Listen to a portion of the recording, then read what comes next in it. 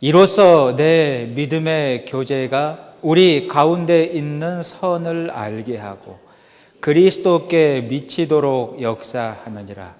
형제여, 성도들의 마음이 너로 말미암아 평안함을 얻었으니 내가 너의 사랑으로 많은 기쁨과 위로를 얻었노라. 우리 가운데 아주 유익한 믿음의 교제가 있을 때 마음의 평안과 위로를 얻고 마음을 지킬 수 있습니다. 우리 가운데 선을 알게 하고 하나님을 의지하도록 도와주는 유익한 믿음의 교제. 사도행전 2장 말씀에 보면 아름다운 교제의 모습이 소개가 되어 있습니다. 사도들의 가르침이 있고 떡과 음식이 있고 간절한 기도와 하나님을 향한 찬양이 있으니 구원의 역사가 날로 늘어나더라. 아름다운 교제의 모습이 소개가 되어 있고 저희는 매 주마다 그런 아름다운 교제를 항상 나누고 있습니다. 여러분, 그런 아름다운 교제를 나누고 있죠? 말씀과 기도와 찬양이 포함되어 있는 오늘 이런 시간도 아름다운 교제의 모습이라고 볼 수 있습니다. 물론 서로 관심사를 같이 공유하고 취미 활동을 같이 하는 것도 하나의 교제의 단편이라고 볼 수 있지만 엄연히 말하면 교제라기보다는 친목 도모라고 볼 수 있습니다. 언젠가 지역교회를 갔더니 찜질방 교제를 하고 왔대요. 찜질방 교제? 등산 교제, 심지어 꽃꽂이 교제를 하고 왔다라고 얘기하더라고요. 엄연히 말하면 같은 관심사와 취미 활동을 가지고 친목 도모한 거지, 진정한 교제는 조금 전 암송한 사도행전 2장의 모습이 진정한 교제의 모습이어서 반드시 말씀이 있고 그리고 기도가 있고 하나님을 향한 찬양이 있을 때 그게 진정한 교제라고 볼 수 있습니다.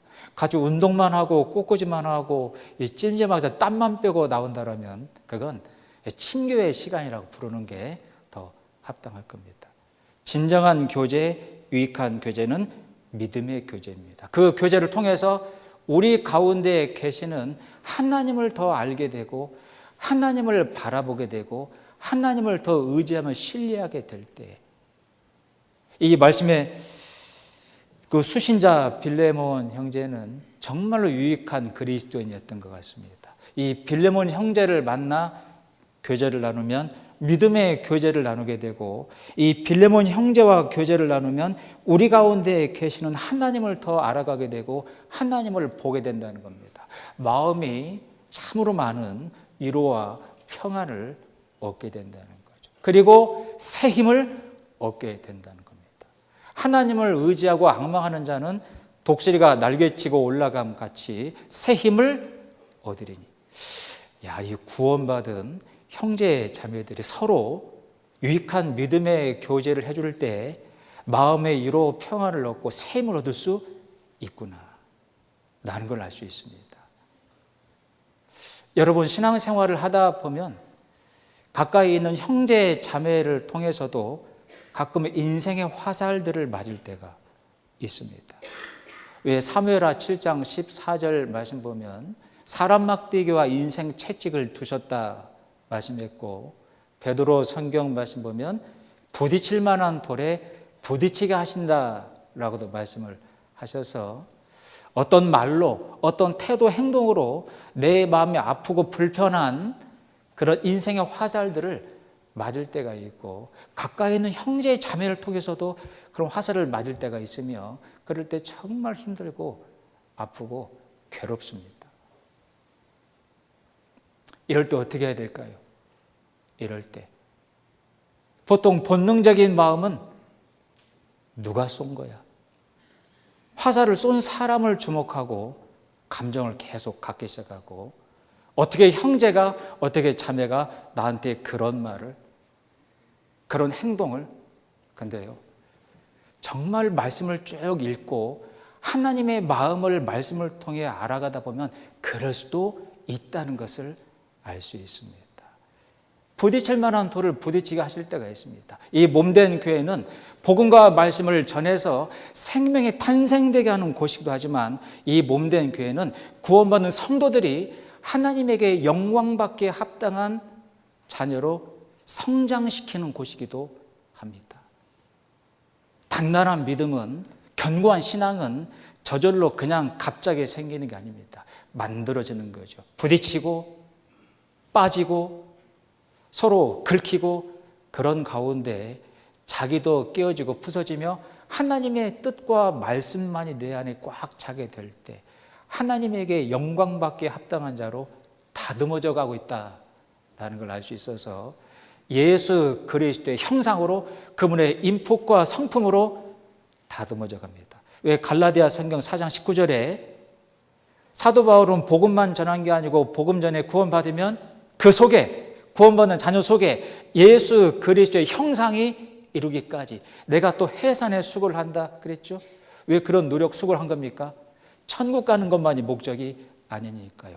천국 보내는 것만이 목적이 아니니까요. 천국에서 영원히 누리게 되는 영광이 분명히 있는데, 천국 가는 것은 선물 받듯이 공짜로 받았지만 영광을 누리는 것은 공짜가 아닙니다. 여러분, 천국 보내고 천국 가는 것만이 목적이라면 구원 받자마자 저희들 데려가셔야 됩니다. 근데 왜 약한 세상을 남겨놓으셨고, 악한 자 마귀도 그냥 두셨고, 왜 죄의 기질도 그냥 두신 겁니까? 이제 다듬어져야 된다는 겁니다. 훈련을 받아야 된다는 거예요. 깎여져야 된다는 겁니다. 양파가 껍질을 벗는 것처럼 내 자신이 껍질이 벗어져야 되는데 그냥은 안 벗겨져요. 부딪혀야 됩니다.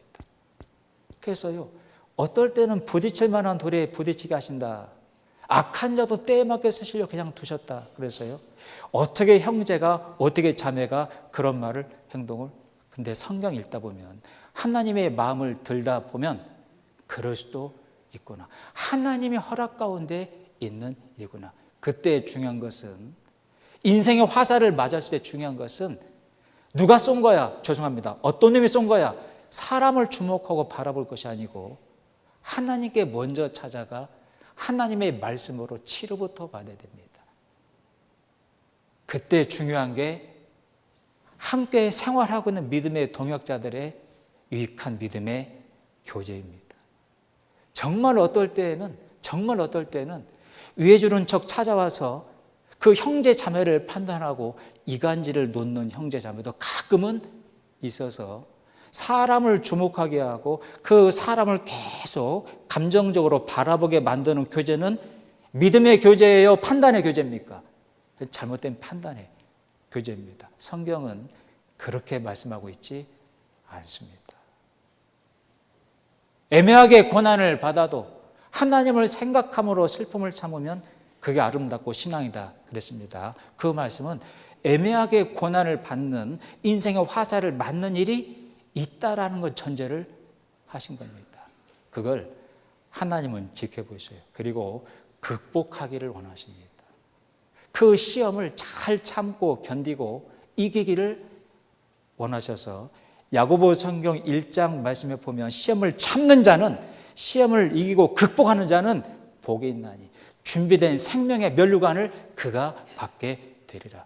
그 하나님은 잘 극복하기 수 있도록 도와주십니다. 근데 문제는 인생의 화살을 맞은 데가 하나님을 주목하고 하나님을 바라보지 않는다는 거죠. 하나님에게 먼저 찾아가지 않는다는 겁니다.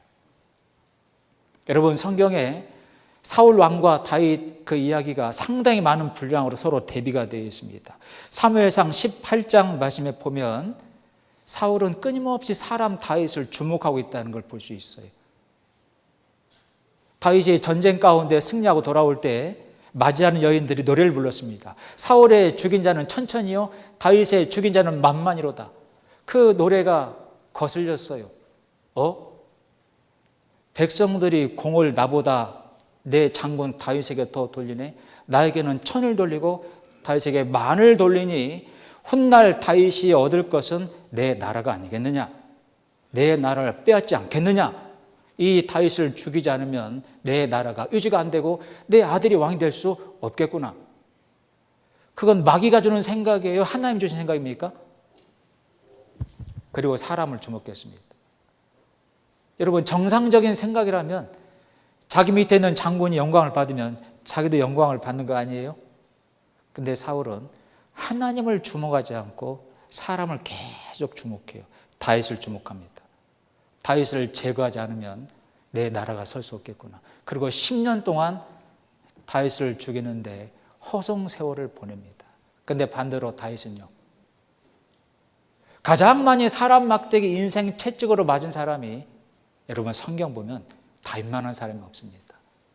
자기가 섬겼던, 목숨 걸고 전쟁터에 나가 피 흘리며 전쟁 치렀던, 섬겼던 왕이 자기를 죽이려고 10년을 쫓았습니다. 첫 번째 부인 미갈은 고무신 거꾸로 신었죠. 자기 버리고 다른 남자와 결혼을 했습니다. 친구 아히도벨은 자기를 배신했고, 아들 압살롬, 아도니아 2명이나 아버지 다윗의 등에 비수 칼을 꽂는 것처럼 배반을 했습니다. 가장 많이 사람 막대기 인생 채찍으로 맞았던 다윗, 어때요? 성경 보면 그 사람을 주목합니까? 그 상황을 허락하신, 사람 막대기가 인생 채찍을 붙잡고 있는 하나님을 주목하고 있습니까? 하나님을 주목하고 있지 않습니까? 그러니 마음이 지킬 수 있었던 겁니다. 하나님을 주목하니 하나님이 하신 연고니이다. 하나님께서 하신 일이니이다. 하나님은 불의하신 분이 아니고 하나님은 실수하신 분이 아니니, 사람에게 원망 들을 만한 일을 하시는 분이 아니니, 하나님이 허락하신 일이면 하나님이 풀어주실 것이니 모든 걸 하나님께 맡겨버리고 나는 내 일을 한다. 대단한 신앙이죠. 하나님을 의지하고 하나님께 맡기는 법을 사람 막대기 인생 채찍을 통해서 끊임없이 배웠던 다윗. 그 다윗의 마음과 태도가 하나님 마음에 합한 자라고 칭찬을 받았습니다. 여러분, 그런 마음을 갖기까지 옆에 믿음의 교제해 주는 동역자가 있는 게 중요하고, 나도 그런 교제해 주는 믿음의 동역자가 될 수 있어야 됩니다. 여러분, 다윗이 그런 신앙을 갖게 된 결정적인 계기, 믿음의 동역자가 요나단이었습니다. 사무엘상 23장을 한번 보시겠습니다. 16절 말씀입니다. 사울의 아들 요나단이 일어나 수풀에 들어가서 다윗에게 이르러 그로 하나님을 힘있게 의지하게 하였는데,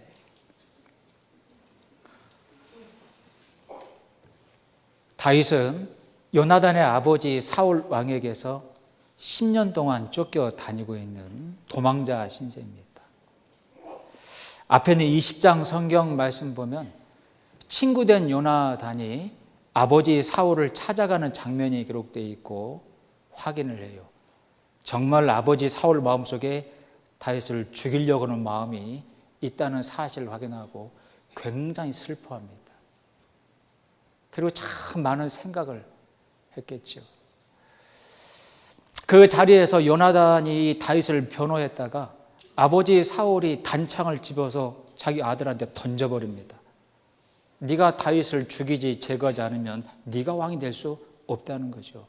왜 그런 다윗을 변호하냐는 겁니다. 그러니 더욱더 슬펐을 겁니다.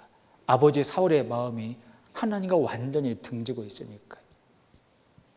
그리고 다윗을 찾아갔고, 저는 이 말씀을 보면서 다윗의 신앙 가운데 굉장히 큰 전환점이었겠다라는 생각이 듭니다. 사람이 가장 극심한 고난이 사람을 통한, 인간관계를 통한 고난이라고 합니다. 더군다나 다른 사람도 아닌 자기 가까이 있는 사람, 가족한테 고난을 받고 있는 이 다윗. 온갖 수단과 방법을 다 떠올 수 있고 사람을 동원시킬 수도 있는데 끊임없이 하나님 한 분만 의지하고 광야 가운데 이리저리 도망다니고 있는 다윗. 여러분, 요나단이 다윗을 찾아가서 다윗아, 내가 아버지에게 잘 말씀 한번 드려볼게. 내가 아들 아니냐, 나만 믿어. 이런 육신적인 말 한마디 안 하는 겁니다. 한마디 건넨 말이 뭐죠? 다윗, 하나님 한 분만을 힘있게 의지해라. 하나님이 하신 일이면 하나님께서 길을 주신 건다. 이사야 성경 42장 말씀에 흑암을 만드신 분이 광명을 만드셨고 구분기를 만드신 분이 그 구분기를 곧게 펴신다라고 말씀했으니 네가 걷고 있는 터널 같은 어두움, 이 구분기를 하나님이 두신 거면 하나님께서 펴주시고 광명으로 바꿔 주실 테니 다윗, 하나님 한 분만 끝까지 신뢰해라. 끝까지 의지하고 하나님을 바라보라는 겁니다. 정말 훌륭한 교제죠. 정말 훌륭한 교제입니다. 여러분, 이 한 번의 이 교제 때문에 다윗의 마음에 지킬 수 있었습니다. 여러분, 사람한테 자기를 죽이려고 10년을 쫓아다니는데 그 마음이 어땠겠습니까? 시편 곳곳에 기록되어 있는 다윗의 노래는 마음을 지켰다라고 하는 찬양의 노래입니다. 이 믿음의 교제가 정말로 다윗의 마음을 지킬 수 있도록 도와준 겁니다. 시편 39편 9절 말씀입니다. 내가 잠잠하고 입을 열지 아니하오면 주께서 이를 행하신 영광이이다. 저도 항상 이 말씀을 배우게 되는 것 같습니다. 어디 가든지 항상 사람 막대기와 인생 채찍이 있어요. 하나님이 사용하시는 인생의 막대기가 없는 곳은 없습니다. 그걸 피해 다닐 것인지 인생 막대기와 감정적으로 각을 세우며 다툴 것인지 하나님을 원망할 것인지 아니면 모든 것이 하나님이 하신 일 하나님의 연고로 받아들이고 하나님 한 분만을 의지하고 끝까지 인내하며 참고 기다릴 것인지 하나님은 어떻게 하기를 원하십니까? 하나님을 바라보며 참고 인내하며 기다리기를 원하십니다. 여러분, 그럴 때 정말 우리 신앙이 정말 반석처럼 정금처럼 다듬어져 가요. 사람을 통한 단련이 가장 하나님 앞에 강한 단련입니다. 여러분, 그 하나님을 바라볼 때 독수리가 날개치며 올라가는 것처럼 정말 새 힘이 와요. 여호와를 앙망하는 자 새 힘을 얻으리니. 분명히 하나님이 새 힘을 주십니다. 이사야 성경 49장 말씀에 네 이름을 내 손바닥에 새겼으니 너를 내가 끝까지 붙잡고 간다라고도 말씀을 하셨습니다. 여러분, 그런 교제가 믿음의 교제예요. 어떨 때는 상담자 찾아왔을 때 상담을 하다 보면 나까지 마음이 참 힘들 때가 있습니다. 왜요? 이것도 없고 저것도 없고 내 편은 없고 내 사람은 없고 그 내용을 들을 때 저도 참 마음이 힘들어집니다. 왜 이 형제 자매님 속에는 하나님이 없을까? 왜 형제 자매님은 하나님을 붙잡지 않을까? 왜 하나님을 바라보진 않을까? 다 사람 탓, 교회 탓. 여러분, 거기에는 살짝 찾아와 이간하는 사람 영향도 있는 겁니다. 어떻게 그 형제가 그럴 수 있어? 어떻게 그 자매가 그럴 수 있어? 어떻게 교회가 그럴 수 있어? 여러분, 정말 그런 교제 주의하셔야 됩니다. 하나님이 하신 연고로 받아들이면 문제될 게 없어요. 제가 가는 곳마다 철저히 배우는 것은 그겁니다. 하나님이 하신 일로 받아들이면 문제될 게 없다는 거예요. 8년 영국 선교 가운데도 많이 배웠던 내용입니다. 하나님 하신 일로 받아들이자. 여러분, 그런 교제를 해 줄 수 있어야 되고 그런 동역자가 우리 주변에 있을 때 홀로 있어 넘어지고 붙들어 일으킬 자가 없는 자에게는 화가 있으니 홀로 있어 넘어질 뻔한 인생 책찍과 사람의 막대기를 맞을 때도 있다는 겁니다. 그때 믿음의 선한 교제를 해줄 수 있는 동역자가 있는 것. 내가 그 역할이 되어주고 그런 동역자 내 주변에 있을 때 마음을 굳건하게 지킬 수 있습니다.